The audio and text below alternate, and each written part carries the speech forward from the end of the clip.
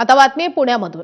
पुणे महापालिकेचा वर्धापन दिनानिमित्त आयोजित कार्यक्रम रद्द करण्यात आलेला आहे। दिवंगत उपमुख्यमंत्री अजित पवार यांच्या निधनानंतर वर्धापन दिनाच्या निमित्ताने आयोजित करण्यात आलेल्या कार्यक्रमामुळे महापालिका प्रशासनावर मोठी टीका होत होती।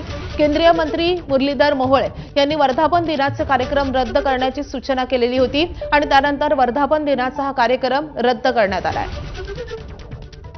तर वर्धापन दिनानिमित्त नाच गाण्यांचा कार्यक्रम आयोजित करण्यात आलेला होता आणि त्यामुळे पुणे महानगरपालिकेच्या प्रशासनावर टीकेची झोड उठलेली होती आणि त्यानंतर आता हा कार्यक्रम रद्द करण्याचा निर्णय झालाय।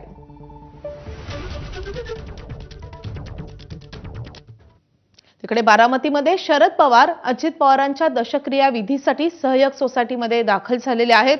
अजित पवारांच्या दशक्रिया विधीसाठी फक्त पवार कुटुंबातीलच सदस्य उपस्थित राहणार असल्याचं कळतंय आणि या विधीसाठी आता शरद पवार अजित पवारांचं निवासस्थान असलेल्या सहयोग सोसायटीमध्ये दाखल झालेले आहेत।